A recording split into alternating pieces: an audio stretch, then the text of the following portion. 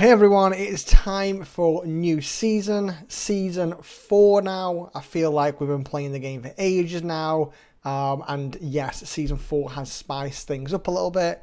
Before I go on to the video, remember to like my garden, and I just wanted to share to make sure you pick up the extra Radagast rewards I didn't realise were there, which is this top corner of my face is in the way.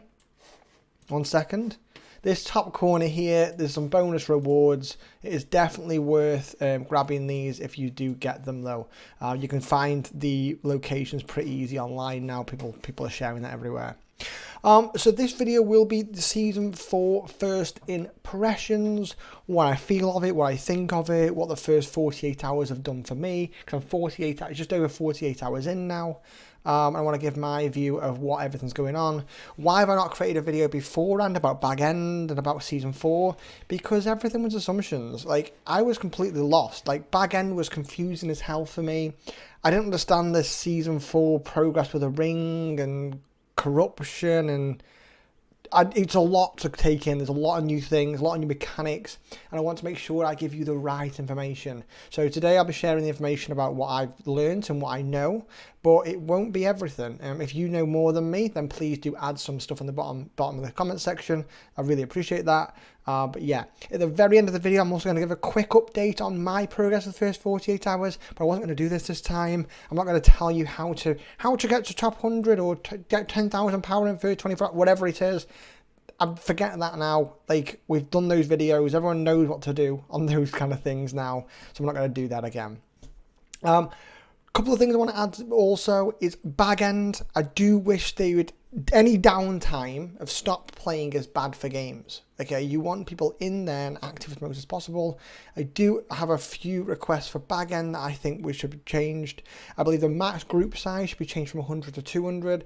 A lot of people have lost their friends in playing, etc. And 200 I reckon would help to bring those communities together, larger communities. Any more than that is a bit of a risk of overthrowing the server and absolutely smashing the server to pieces because they're very, very powerful teams. But I think the 100 is a little bit too little as well. Last thing as well on the Bag End is I want, the second suggestion is to have some kind of arena. So have people do an arena, 3v3, take 3 commanders with a load of units and fight each other. Have a little tournament in there, have a leaderboard, have some kind of mini game to keep people engaged during Bag End. Because a week of not playing, or 4 or 5 days of not playing it properly, it's nice to chill, but a lot of the end of the seasons are chill as well. So it's just a bit of a downside, and I think they could definitely improve that. So, on to Season 4 First Impressions. Like I said, max these videos are going to be 15 minutes is what I'm aiming for. So, Season 4 First Impressions, let's get on with it. Use the comment section as your voice, please. If you do have any feedback on what I'm saying, if you have any more information you want to add, if you disagree with what I'm saying, how is your season going? If you want to add to that, just drop your alignment in there as well, because it helps us to understand your point of view. But use the comment section below to voice your opinion, please. So, what is Season 4? Season 4 is a little bit different, isn't it? We are accompanying and we are supporting Frodo on the march from the Shire, from Hobbiton, all the way over to, I believe, Mount Doom. Okay, we're supporting them. And how do you do that? You do it by taking regions. Okay, like before, like on previous seasons, you take regions and you get more powerful, you get upgrades and stuff. This season, I don't believe you get upgrades. Again, if I'm wrong, please do correct me. I've not seen upgrades in here, though. Like, it doesn't look like this give upgrades anymore, which is a shame. I love the structure development thing. I don't know why they've taken that out. I think it was a really good bit to put on there, but anyway. So this season is about helping Frodo get to Mount Doom to destroy the One Ring. So you've got first mechanic, which is the travel speed. So you can see here, influence speed, it's based on what is around them. Okay, so if we controlled now all of the regions that they're in, and everything that region touches, then their speed, I imagine, will be like crazy high, and they'll be pretty much like they're on horseback, like running. Okay, they're on full sprint, and that's what it would be like. If, however, the Evil control the regions behind. What we'd see is them to slow down, maybe walking, they'd probably maybe take more rests, etc. Or they'd even just sometimes, I imagine, just stop completely, and if we take the whole region. So what are we doing? We're helping them across. We have to take the regions to be able to support them. The first place they're heading to is Rivendell. So they're heading towards there. So we need to take the regions around these to be able to support them and get them there faster. Well, that's a shame because we don't spawn anywhere near it. Okay, which is a bit crap. I don't like that we don't spawn anywhere near it, but I'll get onto the location things in a second. One thing I don't understand currently is the corruption. There's a second mechanic that if you get max corruption, if they're corrupted fully, then we lose anyway. So say we held all of the region's path all the way to Mount Doom Brill, but Evil held the rest of the map. I believe it's on how many regions they have. Okay, I believe it's from how many rings they have, how many regions they have, and that will get the corruption up. If therefore they control so many regions for so long, it means that the ring bearer will stop, and that'll be it. Evil have won. I don't see a measure of this. I don't see like a bar building up. I don't know how fast it goes, how long it takes. I feel like this is really a question mark mechanic right now. I'm sure someone somewhere has got assumptions or how it works, or maybe they know. But right now I can't share my information on corruption level and how that works because I don't have a bloody clue. Okay, I have no clue how it works, and I wish I did so I could share the information so you can think about strategies and stuff. But hey, one thing I'm annoyed, talk about land then.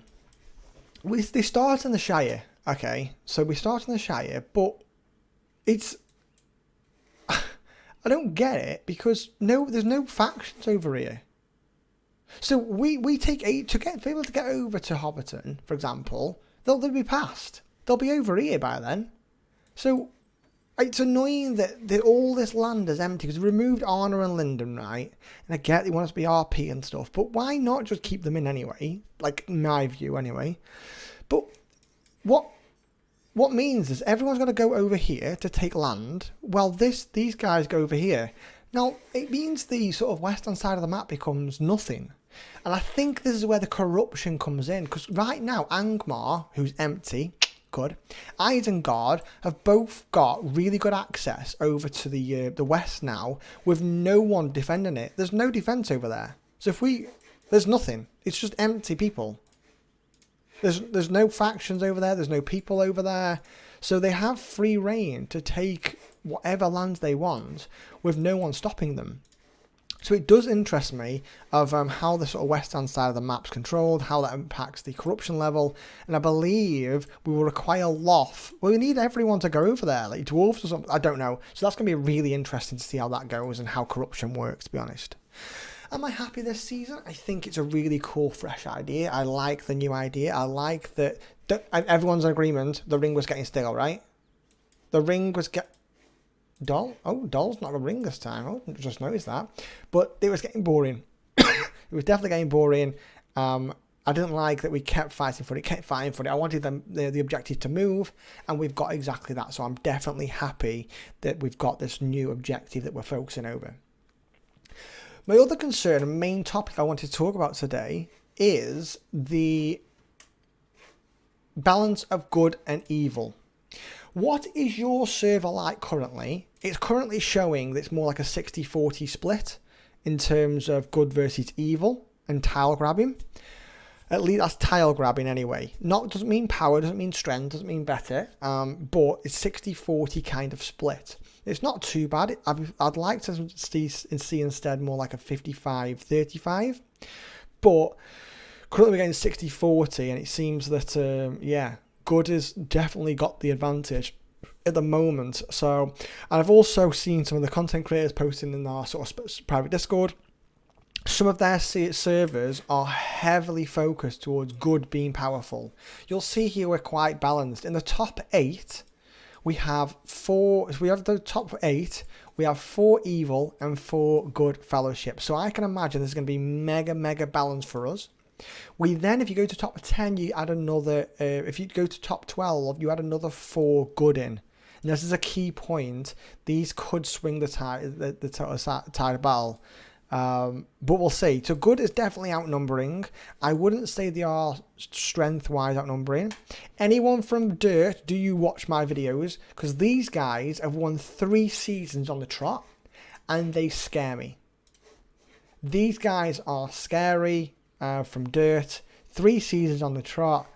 Baller, shout out to you already. I imagine it's going to be an absolute powerhouse. But there's going to be some troublemakers in that Isengard faction. Snargothraks are horrible. They hurt horribly, and it's be interesting to see them in action with some absolute whales, I imagine. So that's going to be fun. The other thing I dislike, about this, talk about the good and evil balance, is that there's no betraying. So there's no balancing. If good is stronger, nothing evil can do. If evil's stronger, there's nothing good can do. It's literally it. Like, if evil are going to be stronger than us and they come out on top, then we're screwed. We can't change teams. We can't try and get other people on side. Oh, let's message this faction. Try and offer them the ring. Try and offer them this region. Try and offer them lands if they help us. Stuff like that. It's not. You can't do it. It's just literally good versus evil. And I hate fighting evil. I don't know about you guys. Do you hate fighting evil? Do you hate fighting good? Is there a certain tier 4 you don't like? But I tell you now, I hate fighting evil. I've got to do a whole season of it. A whole damn season of it, which is going to be a bit annoying for me. Last thing I want to talk about, talk about the balance, is they have done something really good this season. They've put AIs to balance numbers. Okay, you see here, Isengard have got these 4. I know there's a bunch here, which is why I'm showing it. You can see 4 different Scout. Yeah, this got Scout Mormog. He's got his 2 armies here. How powerful are these guys? I'm not sure. If we look at the progress, what's interesting is there's certain bits where they start doing things. So evil factions expansion, they start spreading more, so they start marching more. There is them down here. They start. Where are you? They start sieging their keeps. The evil camps on high alert, so I think they're more aggressive. And then there's a bit where you strengthen them as well. But I think the devs, this is great here. This here allows devs to be able to balance however they bloody want how the servers are going. If a server's really, really struggling and good is just marching straight towards Mount Doom, then they should boost the evil factions big time on the AIs and give them some support. They can control it quite well with AI. Don't know how strong these are. I will do a video on when I'm fighting them, because I think it's going to be some great new content to explain about of how the AIs work. The defending camps used to be strong if they're level 5s, but I don't know how these guys are going to work. So I shall share that as soon as possible. What do you think of your season 4 though? I've shared what I need to on here. Gonna go on to my season progress now, but if you want, what do you think about season 4? Are you excited for it? What are you worried about? What do you like? What do you dislike? Let us know in the comment section below. I will interact with you guys and speak to you guys in there. And yeah. Going on to my progression then, for the good old long-term subscribers, long-term viewers, people from now, other fellowships that are different servers now, because I've lost a lot of you guys that have watched before that were on my season.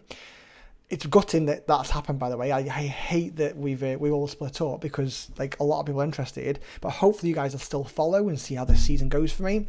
What am I doing? I've gone for Rohan. I'm following my sort of trend of not playing a fellowship twice. I did want Loth. I really wanted Loth, but I didn't. I've gone for Rohan. I'm a good boy. And I need to now try Arnor or Erebor next time, so that'll be interesting.